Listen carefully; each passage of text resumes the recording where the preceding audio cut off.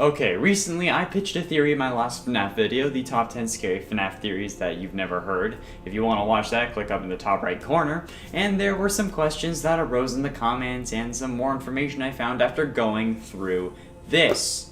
The FNAF Survival Logbook. This has been a point of a lot of frustration for theorists for a while now, but today I aim to solve the mystery of how Michael Afton is both Foxy Bro and the Crying Child. Greetings gamers and welcome back to Top 10 Gaming. I'm your host Connor Monroe, and yes, I bought the security logbook on Amazon Prime specifically for this and future FNAF videos, and went over every single inch of it with a black light, just in case. I was confident in my theory the last time I talked about it, but now I'm even more confident in it now that I've figured out what I have.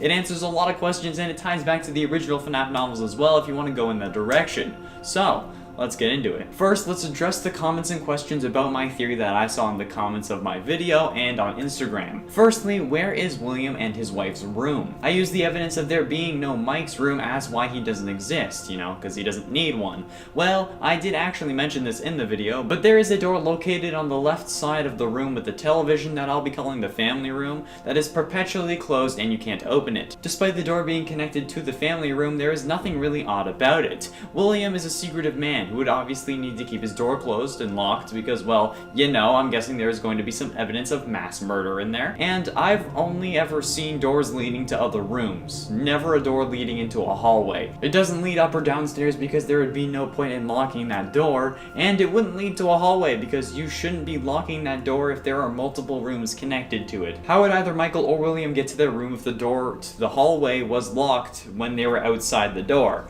So that is 100% William's room, which we have no reason to see in the context of this game. Secondly, there is the matter of Midnight Motorist. The Midnight Motorist game features an Easter egg that has William Afton in the form of the Mustard Man or Yellow Guy walking to see Crying Child having escaped to Freddy's. This wouldn't be a problem, but we see Michael sitting on the couch watching TV, who says to not give the Crying Child a hard time because he's had a hard day. This totally blows my theory up, right? Well, my thing is, we've been seeing this entire series with the exception of a few games from Michael's perspective. He's the one going around dismantling animatronics, trying to set their souls free, and find his father after he gets trapped behind the wall. So, if we've been seeing this whole game from Mike's point of view, why not the flashbacks? That's what this is after all. Mike is the character we play as in Pizzeria Simulator hands down, no question. And while playtesting the game, he remembers a time when his father came back home. It's not like that flashback is literally a feature of the game. This is a flashback from Mike's point of view, so of course he would remember this with having a little brother because at this point William brought him back and altered his memory. Whether he did that through making him a robot or some other means is unclear, but the explanation for the memory containing both children is clear. This goes for the FNAF 4 minigames as well. We see until the Crying Child dies, but his brother is constantly there scaring him. He's always there.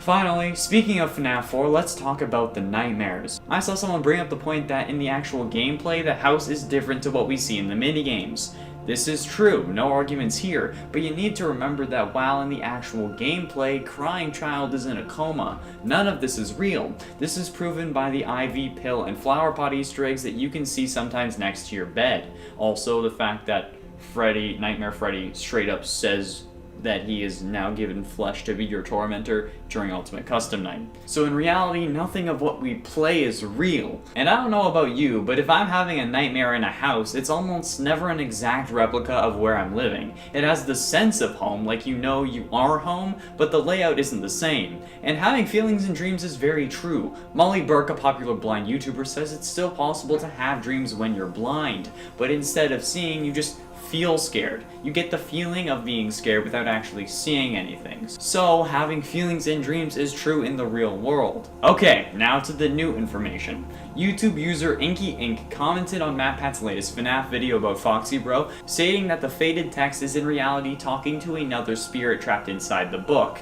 This would make sense given Matt's conclusion to Golden Freddy potentially having two souls trapped inside. Then they direct us to pages 89 and 901, where the other spirit is replying to questions or statements in the form of altering text in the book. The page is a shift review where you rate your stats on a scale of 1 to 10. The other night's having these as well, but instead of having a normal overall fulfillment, health, stress, purpose, hope, and existential dread, we have health be replaced with I can hear sounds, and existential dread replaced with it was for me. And on page 109 it's the same thing, except this time fulfillment is replaced with I can't see, and purpose is replaced with I'm scared. This could be another spirit communicating, but in reality I think it's hallucinations. While yes, the changed text appears to be aligning with the things that we've seen the spirit ask in the past, like the party was for you and what did you see, the spirit continues saying these things after getting a response. On page 103, the page talks about who you'd like to invite to your party. The spirit once again says the party was for you, but earlier, on page 89, we saw the text say that it was for me. Why, if these spirits are communicating, would it still repeat the same question after seeing the crying child acknowledge it? I genuinely believe that even though these things seem to be in response, it's actually not even there. The book plays with the concept of memory by saying things like, was your favorite ride the carousel? Do any of these toys look familiar to you? And did one of these toys belong to you? And that's no mistake. It's trying to get you to remember. That's why it's asking what do you remember and do you remember your name? Even if we wrote it at the beginning of the logbook, it's trying to get Mike to remember something before all the madness, to explain why he has memories of what Nightmare Fredbear looks like. Why would the spirit be asking another dead children if he has dreams? Of course he wouldn't. He's dead. The crying child is dead. Unless he isn't. I have a feeling that these changes in text aren't another spirit communicating through the book, but rather hallucinations that Michael sees as he remembers his first attempt at life. Before, as he writes on page 99, a section about explaining unfortunate events, he tripped and fell on Freddy's teeth. Not our fault. As he sees 10 pages earlier, I can hear things. He can hear the employees making excuses about him getting bit. And as he sees 10 pages after, it's dark. I'm scared. As he remembers the feeling of nightmare coming for him. But don't worry, son. I will put you back together.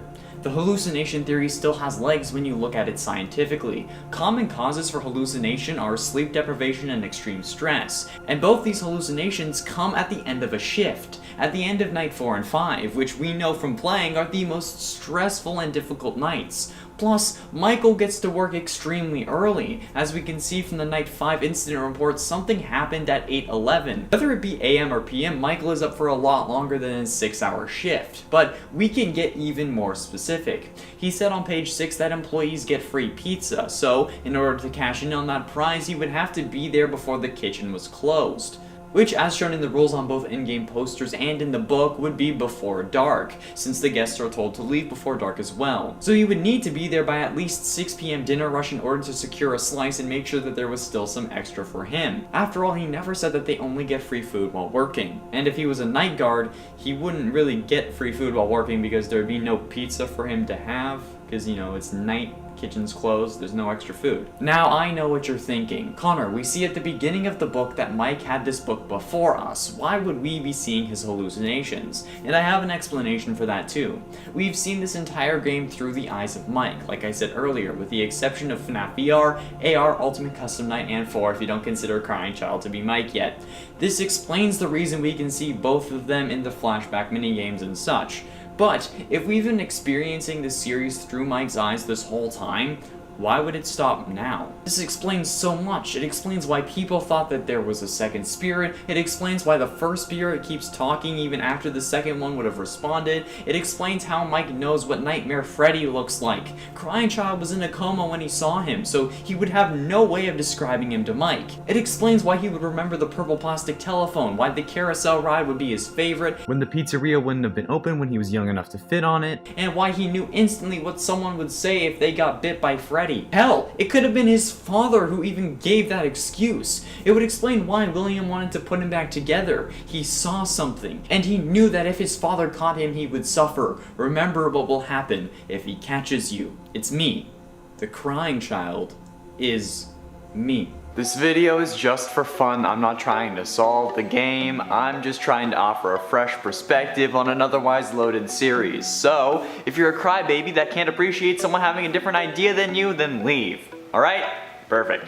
Oh great, never mind, now they're commenting. Greetings gamers and welcome back to Top 10 Gaming. I'm Connor Monroe and I'm being told to say that the opinions stated in the intro do not reflect the opinions of Top 10 Gaming. Okay, they didn't actually make me say that. This is the real main character of Five Nights at Freddy's, thanks to Orville Elephant's Ultimate Custom Night voice lines. The line that started this theory was found, at least for me, when I was researching part 2 of FNAF Tiny Details Nobody Thinks About. There I was going over all the Ultimate Custom Night lines when I heard Orville Elephant say, "He tried to release you, he tried to release us, but I won't let that happen. I will keep you here, I will hold you here, no matter how many times they burn us." But from our understanding, the spirits of William and Cassidy, Golden Freddy, who was talking for Orville as heard in the background, were released by different people. Henry set William on fire in FNAF 6 and then Michael in FNAF 3, since we play as them, right? And the speech over the ruins of Freddy Fazbear's might mean that Michael did it, but this line confirms that both people were set free, or at least attempted to be set free, by the same person.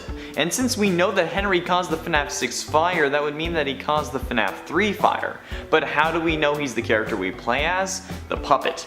The puppet was at the FNAF 3 location before the fire started. We can see them in the camera on occasion. Through the whole game we're playing kid noises to distract them, but how would we lure the puppet? It wouldn't come here out of its own free will unless it sensed something, like the thing Lefty emitted to capture it. A bracelet code like the one we see in the security puppet minigame. It's the only thing known to lure the puppet to a specific place. It had to have been there somewhere, and Henry was the only one who really knew about that. Why would Henry bring the puppet? So he could set the soul of his daughter free along with the original 5 missing kids. He knew about them obviously, and that's why he used them as his fake names for whenever he worked at a new location. Fritz and Mike are 2 of William's original victims, and Henry used them so William would know that he was coming. That's probably why William tried to get rid of the animatronics in the FNAF 3 minigames, so Henry would have no cause. Well, as we know, Henry does set their souls free, but he tried in the FNAF 2 and 1 locations first, messing with the animatronics in an attempt to set them free where he gets caught, hence the firing slip at the end of the custom nights. The odor could be because of gasoline, or because William figured out that someone was coming for him thanks to the names of the hires, and told them to get rid of this person however they could. This could also be where William got the idea to get rid of his problems by dismantling the animatronics. The puppet also says a line in Ultimate Custom Night that could help back this theory further. The line, "Seeing you powerless is like music to me," could be because she was the victim, but it could also be because her father finally did it. He finally beat William and set the souls of the victims that possessed the animatronics free, and now he's stuck in a coma in a useless body. Well, William is. Well, at least until he can possess a hard drive in FNAF VR and merge with your mind. It would also make sense from an age perspective. From what we understand of the timeline, Michael would have only been a teenager by FNAF 4, and no place would hire a teenager as their night security guard, even if he was using a fake name. And William would be able to tell where he was going at night since he still lived with his father. So Henry makes more sense since he would know what was going on during the events of FNAF 2 and 1 and be of age to actually work there. Maybe Henry's the one whose soul is possessing the security logbook. I mean, that would place the book after FNAF 6 since that's when Henry would have died, but it would explain a few things like asking about the carousel, or maybe the Mike from the logbook isn't actually Michael Afton, but instead Henry, who wrote his fake name down at the start, hence why it's crossed out. He could have known about the nightmare and the casual bongos because he did his research. He worked with William, he knows what's going on, and he's the only one who can see it, hence why he relates to Clara from Immortal and the Restless. And he would have written all of this down, maybe even some secret messages in special ink that only gets revealed with blood, so he can hand it off to Michael Afton in order for him to learn the truth about his father and about himself. The possibilities are endless, and honestly it helps with some of the gaps we've been seeing, since after all, FNAF 3 takes place 30 years after William gets sealed in the back room.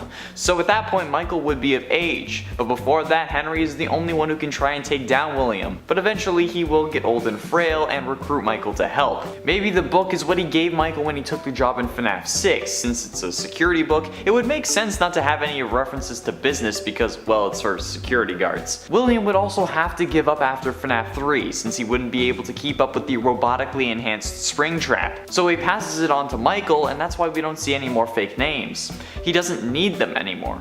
William is considered dead since he's been missing for 30 years and is an old man now, or at least would be if not for the spring locking keeping him agile enough to crawl through a vent at decent speeds. We need to remember that William at this point is like in his late 50s or even mid 60s, so this guy is getting a lot of help from the robotic parts. There has been a lot of confusion surrounding the character of Golden Freddy. Very little was known about this mysterious FNAF animatronic, yet we still became entranced with him. However, after more of the series has come out, we've gained more and more information about this character. We figured out who possesses the animatronic and that there are actually 2 souls inside of it. Actually, I think we're wrong about that. And I have proof. That's what we're exploring today. Greetings gamers and welcome back to Top 10 Gaming. I'm Connor Monroe and this is my FNAF theory. We were wrong about Golden Freddy.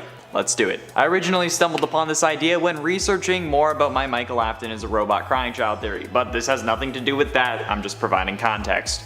The main piece of evidence I was looking for was that Cassidy would not share a vessel, so if Cassidy was possessing Golden Freddy, the amount of anger and agony that Cassidy has would not allow for another soul to possess the suit alongside her, no matter who it was, even if it was her killer's son, especially not her killer's son. So it's just Cassidy possessing Golden Freddy, I hear you asking? Because this would just be circumstantial and based on your opinion of how you see the character of Cassidy. You could see her as being more than willing to share the suit with William's son since they both suffered the same wickedness, right? Yes, and that is entirely true, except I have some ideas that would present an entirely different solution to this problem. Allow me to explain. Fazbear Frights has given us hints as to how the game world operates over the last year or so. So far with 9 books in the series being released, with the 10th coming out on my birthday this year and an 11th shortly after. However, there is one book that I'd like to call attention to, and I'm sure you can all tell which one it's going to be. In room 1280 of Heracles Hospital, something evil is keeping a man alive. A man with gruesome burns all over his body and an iron will to live.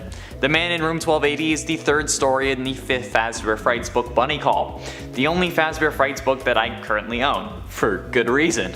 I have the 10th pre-ordered though, don't worry. The story, written by Andrea Wagner, revolves around a man with, as the book's summary described, horrific burns all over his body. His organs are exposed, his face is missing, he has burn marks all over his body, and this man was taken off life support years prior to the story, yet somehow is still alive. The story ends with this horrifically damaged man being taken to a Fazbear Entertainment distribution center where he promptly explodes. This story is obviously meant to represent or very well be William Afton, who did end up escaping the FNAF 6 fire but was horrifically damaged because of it. The story was meant to show us that William had a soul possessing him, the soul of a young boy with curly black hair, rosy cheeks, and an alligator mask. The mask being in reference to the Happiest Day minigame from FNAF 2. This explained how William always came back, how he survived the spring locking, the FNAF 3 fire, the FNAF 6 fire, and how he possessed a hard drive to be scanned in FNAF VR. He was taken to the warehouse before his death. But one thing always really bothered me about this story. Who is that kid? From what I understand in the epilogue, the boy then becomes a second soul inside of the Stitch Wraith, and that's what made everyone think that Golden Freddy had 2 souls, but I don't think that's what the story was trying to tell us. There's always been some form of confusion around the one you should not have killed, the one who keeps torturing William in Ultimate Custom Night. We all thought that it was Cassidy, who we assumed to be Golden Freddy, who was the one doing it, that she had trapped William in purgatory and was making him relive the horrors that he caused over all those years.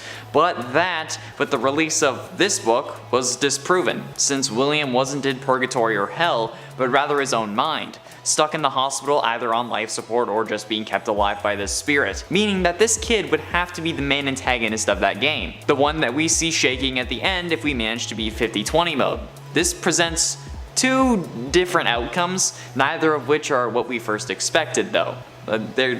It's weird, but I'm gonna go over them, don't worry. First, the simple answer. The kid from the Fazbear Frights books was just a deviation meant to show us that William was possessed by someone, showing us how he was kept alive, meaning that someone in the games would most likely be Cassidy, and the one you should not have killed was not Golden Freddy. Cassidy in this case would not be able to be Golden Freddy, since while multiple souls can possess one thing in FNAF canon, we have not seen evidence that one soul can possess multiple things. In fact, that has been disproven time and time again in the series, with the puppet having to give life to the animatronics after they've had a soul, or I guess agony, inside of them. This would mean that Golden Freddy was either possessed by another soul or that everything having to do with Golden Freddy is an illusion. The other outcome would be that this kid from the books, the boy with the alligator mask, is Crying Child. That William's son, after being sent to the hospital and put in a coma by Fredbear, went on to possess his father and keep him alive after learning of his misdeeds. This is just as likely a scenario for me, if not even more likely, since it explains a lot of what we hear and see from characters in Ultimate Custom Night, such as Nightmare Fredbear, whose appearance should only be known to the Crying Child, but it presents itself in William's nightmare, as well as multiple lines such as "We know who our friends are, and you are not one of them," which is in reference to when the Crying Child dies at the end of FNAF 4, when psychic friend Fredbear says, "We are still your friends, do you still believe that?" But remember that those Fredbear plushies are actually cameras created by William to watch his son, meaning that this line, if it was coming from Fredbear, would really be coming from William, as would the line "I will put you back together," which is also referenced in Ultimate Custom Night, when Nightmare Fredbear says, "I am remade, but not by you, by the one you should not have killed."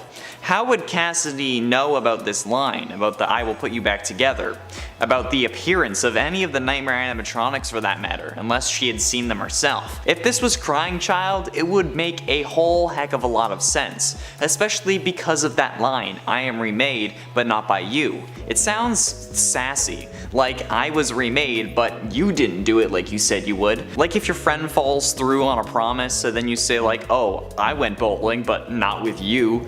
I have a friend who does that a lot. He's not even really a friend anymore, just because he is not really a good person. He's not watching, so it's fine. This also explains Nightmare's line of "the shadow fears me," which I originally thought was meant to be about William fearing death, since the purple of the purple guy was meant to represent a shadow. But the one thing that made me sure about this theory was the fact that the alligator mask boy from the man in room 1280 is described as a shadow. If this is the Crying Child, who was being referenced as a shadow, it would explain this line. Nightmare is the final antagonist of FNAF 4, the one that Crying Child fears the most, the representation of death, of William's wickedness. The Crying Child has to be the one who possesses William. I mean, it makes sense, William was there when Crying Child died. The Golden Freddy suit wasn't, but William was. When Crying Child died in the hospital, we know that from his lines going through psychic friend Fredbear, he was there with his son.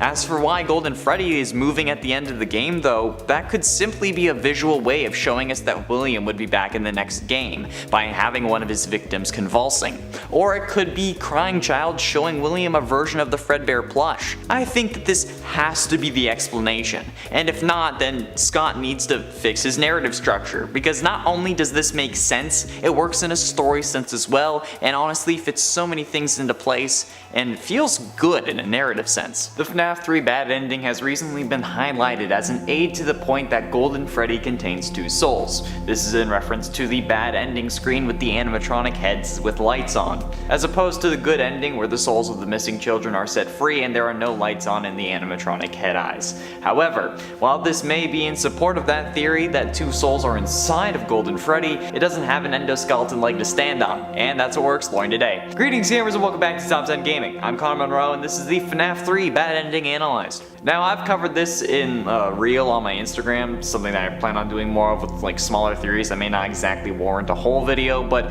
I have more time here so I'll be going more in depth this time around. To recap, the proposed theory is that Golden Freddy contains two souls, most likely the souls of Crying Child and Cassidy, who is one of the 5 original missing children. They claim this theory is supported by the bad ending screen of FNAF 3 since there are 2 animatronic eyes lit up in the back, which we assume to be Golden Freddy's head. There are multiple reasons that this would happen without the animatronic being possessed by 2 souls though. Firstly, since the entire head is shrouded in darkness, if only one light was on, it would be difficult to make out a proper shape of the head. Here, I made an example. Here's the FNAF 3 ending as we see it, and here it is if only one eye was lit. It's harder to tell that it's an animatronic head, and the only real indication we have is context clues from there being other heads on the screen, and you definitely can't really see the shape of the nose, so it could have been anyone aside from Chica. But we could probably have thought it was Springtrap since he was the main animatronic of the game, or we could have thought that it was Foxy since the other eye was blocked off like he is here. Also, on a similar note, every other animatronic animatronic has some form of light splashing over to their other eye, unless it's blocked like Foxy's. This is most notable on Freddy, who has the other eye slightly lit, Bonnie has a stripe of light in the other eye, and Chica has a little bit of light on the edge. So the fact that the other eye is lit is just due to the spreading of the first light, because you know that's how light works. Also notice how the light behind Golden Freddy's right eye, well, his left or right, is stronger and has a white spot. This is actually the light itself. The other eye doesn't have this, which means that there's only one light behind the two eyes. Let's also take a look at the Happiest Day minigame, the minigame that you must complete to unlock the good ending and put all the souls to rest. The good ending has all the lights in the animatronic heads completely off, making the head and the back impossible to see, which means that all the souls are at peace, right? Well, if that's true and this soul was put to rest, at least in the context of this game, we only see one soul wearing a Golden Freddy mask at that party. So if there was really two souls in the suit, there would still have to be at least one eye lit up in the Golden Freddy head, but that isn't the case. The animatronic is completely off, meaning that the single soul in the suit is at peace. And I know what you're thinking, but we see Golden Freddy torturing William in Ultimate Custom Night. Well, while that may or may not be the case depending on what theories you believe, I'm talking about the context of this game. Remember, FNAF 3 was supposed to be the end of the series. That's why there are two endings. This is why there are many questions. But the community was disappointed with the Springtrap jump scare, making Scott feel like he needed to make FNAF 4 where the crying child was introduced. FNAF 4's crying child didn't exist when FNAF 3 came out, so it's physically impossible for them to also be possessing the Golden Freddy suit in the lore of the FNAF 3 game, when looking at how the series was supposed to end originally. So while it may seem like things were pointing this way, they weren't. They couldn't have been. The final nail in the Scott coffin is actually found in one of the series' books, the Freddy Files, updated edition since it's the one I have. I recently got one for theory fodder and helping me find more evidence to support myself and whatnot, but I also wanted to find what Scott himself deemed the most important to the series, and to find details that he highlighted himself. One of those details is about the FNAF 3 bad ending. Quote from page 60, "If you play the game straight through, after the Night 5 end minigame, you'll see an image of broken animatronic heads, each with a lit eye. Faded text in the background reads, bad ending." There it is, from Scott Coffin himself, in what is in essence the FNAF game encyclopedia or walkthrough guide, each with a lit eye. A single lit eye, therefore proving that Golden Freddy has one lit eye, and at the time of FNAF 3 there were not two souls inside the animatronic. And while the story may have been changed to make the two soul theory correct, you can't really use any evidence prior to FNAF 4 to support that claim, because it wasn't planned until at least FNAF 4. However, I would like to propose a different theory, something that would explain the discrepancy and suggest a satisfactory conclusion. There were two souls inside Golden Freddy, but at different times, not at the same time, but one after the other, and that the vacancy left by this ending, FNAF 3's good ending, allowed for Crying Child to possess the Golden Freddy animatronic after he was done torturing William in Ultimate Custom Night, since it would make more sense for the Crying Child to be the one you should not have killed, and someone that William did indeed have a hand in killing, whether it be directly through an alternate death which we didn't get to see, him pulling the plug at the hospital, or by creating the animatronic that crushed his skull, since even if Henry was the one who built it, William would have had to supercharge that jaw to make it happen. It would also explain how Cassidy is set free at the end of FNAF 3, how Crying Child could then possess Golden Freddy, since keep in mind the one keeping William alive in the Fazbear Fright story did go on to possess the Stitch Wraith, which could also parallel Crying Child's story of leaving William to go possess Golden Freddy, and how the one you should not have killed would know about the Nightmare animatronics, when they were just a figment of Crying Child's imagination while he was dying in the hospital. They didn't have real forms. William didn't design them with sound discs or whatever, they were in Crying Child's head. Crying Child also being the one you should not have killed explains the references to he being the spirit, not the animatronic, since why would a spirit who's controlling what the animatronics say, as evidenced by the mediocre melodies, reference the gender of their animatronic and not themselves when they were alive? It just seems weird, especially when this person is so mad that they'd keep their killer alive to torture them. They wouldn't think that they are the animatronic that they inhabit because of that killer. And if this is the case, it would also explain why Golden Freddy is seen shaking at the end of the game. It's also poetic justice, since this is how Crying Child died in FNAF 4 in a coma in the hospital, which only goes to further support this point. And while yes, the stories of Fazbear Frights help us to fill in some blanks from the past, the epilogue stories of the Stitch Wraith guide us forward to where the series is going next. So having two souls inside an animatronic is something that will probably be coming into play later on, rather than having been the case previously. Midnight Motorist is one of the games required for the Lore Keeper ending in FNAF 6, and is the most confusing part about FNAF 6. Seemingly introducing new characters and new locations, will we ever truly understand this seemingly impossible game? Well, we're going to try. Midnight Motorist and its theories are what we're exploring today. Greetings gamers and welcome back to Top 10 Gaming. I'm Connor Monroe and this is Midnight Motorist Explored. Let's do it. First of all, the game. Let's take a look at the actual gameplay first, as explained to us by the Freddy Files Updated Edition, so that we know there's no misinterpretation or bias in my script. Quote, during the fourth lap of Midnight Motorist, hit other cars to slow down, then drive across the bottom lane. Eventually, you'll see there is an opening at the bottom of the screen that you can enter. You'll be led to another screen, where it's raining and you're just one purple car driving along a winding road. As you drive to the U-shaped bend in the road, crash your car into the dark clearing in the trees. You can get out, you'll find that your character is yellow, not purple, and walk to an open spot in the trees. In the upper left corner, there is an unmarked pile of dirt. Get back in your car and you'll reach a fork in the road, where you can either go left or continue straight. If you turn left, you're brought to a parking lot where there's a restaurant called Junior's. There's a green man standing outside the restaurant. Park and get out of the car. As you approach the green man, he says, come on, you know you can't be here. Don't make this more difficult than it has to be. Nothing else happens. Get back in your car and then turn right. Keep driving until you reach a blue house. You can get out of your car and walk around the house. The sound of music fades away and is replaced with the sound of rain. The closer you get to your house, the more it zooms in on your character. Go to the front door and enter the house. The game falls silent. There's a person dressed in gray sitting in a chair in front of a TV. The gray person says, leave him alone tonight. He had a rough day. Go down the hall and knock on the door. You'll shout, I told you not to close your door. Then, this is my house. He can't ignore me like that. Then, open the door. And finally, I'll find a way in from the outside. Leave the house and walk around the back. The window is broken and there are two sets of footprints, one human and one animatronic. Your character says he ran off to that place again. He'll be sorry when he gets back.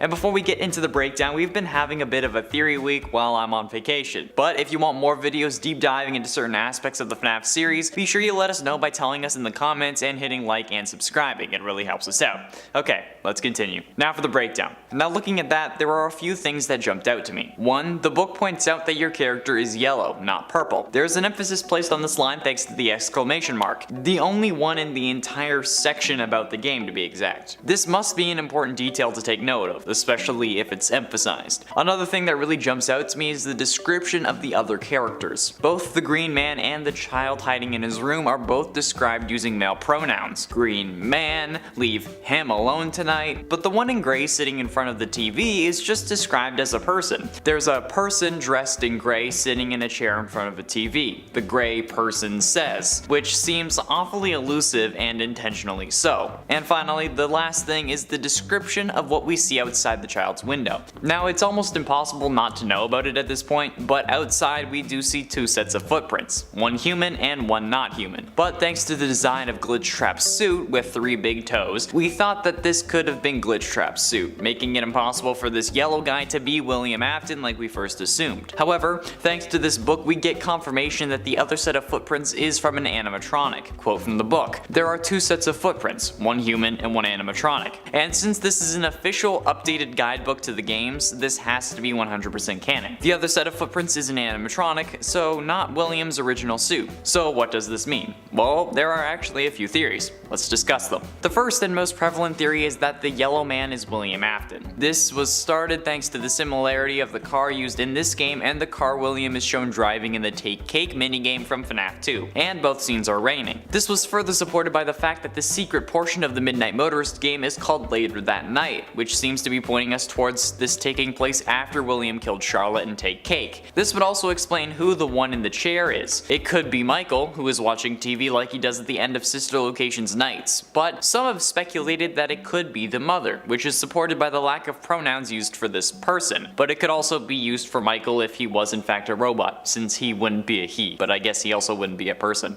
And the one in the bedroom who was lured away could very well be Crying Child, who was brought to a Fazbear location by one of the animatronics. This is is presumably what made William want to make him afraid of the animatronics. This might be why the brother ripped the head off the Foxy plush and started using it as a mask to scare Crying Child. It would also explain the logic of putting Crying Child in Fredbear's mouth. It was another scare tactic, but William didn't plan on the mouth closing, killing his son. The other theory suggests that perhaps this yellow man is not William Afton, but rather his business partner Henry. This is supported by the fact that he is just not purple, and the animatronic footprints outside the window. However, the major flaw with this theory is that Henry is shown to only have a daughter, not a son. So the actual gendering of the child basically ruins the whole idea that this is the Henry Emily household. Another possibility is that the yellow man is not Henry Emily at all, but is rather the father of one of the missing children's incident victims who was either captured by one of William's animatronics or by William himself in a costume. But thanks to the Freddy files, we know it's an animatronic. And thanks to the pile of dirt the book also pointed out that is also fairly close to the house, it was probably a twisted animatronic, since we know that the twisted ones bury themselves in the ground during the day only to dig their way back up at night. If this is true, then this could also connect the pizza party level in Night Terrors from Help Wanted, where the player starts out in a bedroom which looks slightly similar to the one from FNAF 4. But we know that that room is meant to be the Crying Child's bedroom, since he was in a coma experiencing this dream while fighting for his life. However, the biggest point of contention in this minigame is the yellow guy, or aptly named Mustard Man thanks to the community and mostly MatPat. This is the one thread that gives us all the variables. If we know who the yellow guy is, then we know what's going on in this game. The yellow of the character could be a reference to the yellow spring bodysuit that Afton uses to kill kids, since we know that he just came off of killing Charlotte, and that could be what this is referencing. The color yellow on one hand stands for typically positive feelings, like happiness, positivity, clarity, optimism, or freshness, energy, and intellect, but it can also represent caution, sickness, jealousy, cowardice, and deceit. And this may also give us some ideas behind why this character is yellow. If it indeed is William after just killing Charlotte outside the Fazbear restaurant, that could be considered cowardly, especially since he moves on to killing inside the restaurant, or has before. He could have also deceived Charlotte with the bodysuit, but we know he isn't wearing it, thanks to the Take Cake minigame as well as the rain outside, which would have triggered the spring locks. This could also explain why Charlotte was outside. Maybe her father told her to stand in the rain if she could, so that if William came by he wouldn't be wearing his murder suit. If this is William, he could also just be happy about the fact that he killed Charlotte, because let's be honest, he'd be like that. The color yellow is also spontaneous and an unstable color. It is often associated with food and is highly used in children's products and marketing advertisements aimed at children. And with the color yellow and William sharing a demographic, it's highly possible that this was absolutely intentional. Too much yellow causes loss of focus and makes it hard to complete a task. Too little yellow causes feelings of isolation and fear, insecurity, and low self-esteem, which are typical among serial killers. A lack of yellow though can cause one to become rigid, cunning, possessive, or defensive, and all of those describe William Afton. So perhaps color theory is the way we should go when trying to determine who this mysterious Mustard Man is.